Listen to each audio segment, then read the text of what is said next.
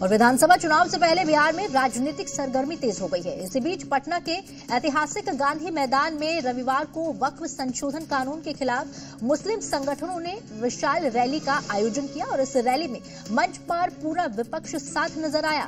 Rally में बोलते हुए तेजस्वी यादव खूब गरजे तो कांग्रेस और एआईएमआईएम के नेताओं ने भी वक्फ संशोधन बिल के खिलाफ केंद्र सरकार पर जोरदार हमला बोला।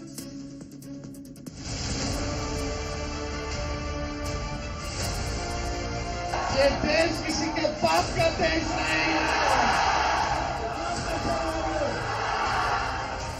चुनावी साल में बिहार की राजनीति में वक्फ संशोधन बिल का मुद्दा गरमाया हुआ है और इसी संशोधन बिल के खिलाफ मुस्लिम संगठनों ने राजधानी के ऐतिहासिक गांधी मैदान में वक्फ बचाओ दस्तूर बचाओ रैली बुलाई।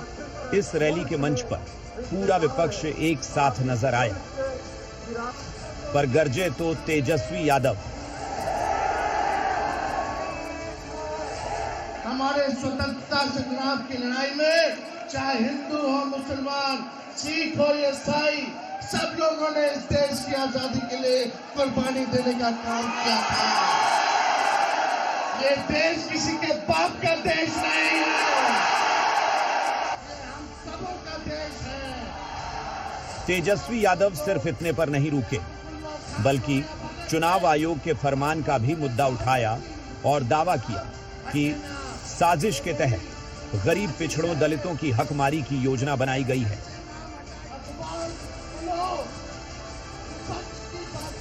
इसको भी कहीं भी आप लोग सचेत रहिएगा, ध्यान रखिएगा कि वोटर लिस्ट से किसी का नाम हटे ना। ये बड़ी साजिश है।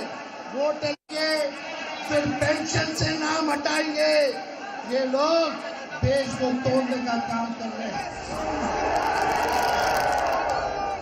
वक्फ संशोधन बिल के खिलाफ हुई रैली में कांग्रेस भी शामिल हुई, जिन्होंने मुस्लिम अधिकार का मुद्दा उठाकर वक्फ संशोधन बिल का विरोध किया।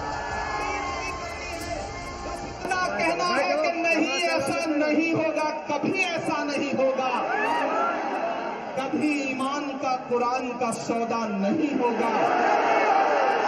बिहार वालों बताना, दिल्ली तक अपनी आवाज पहुंचाना, हमका तक चला जाएगा। वहीं एआईएमआईएम के विधायक अख्तरुल ईमान ने वक्फ संशोधन बिल का विरोध करते हुए शरीयत की वकालत की। वहीं पूर्णिया सांसद पप्पू यादव भी रैली पहुंचे और मंच से उन्होंने भी बीजेपी सरकार पर तीखा प्रहार किया।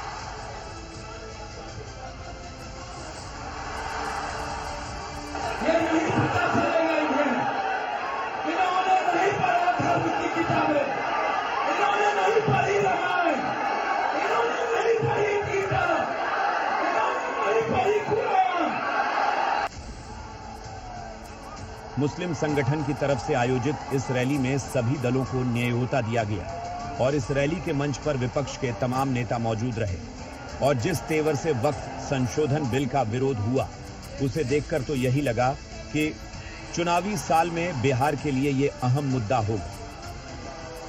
प्रशांत झा, जी मीडिया, पटना।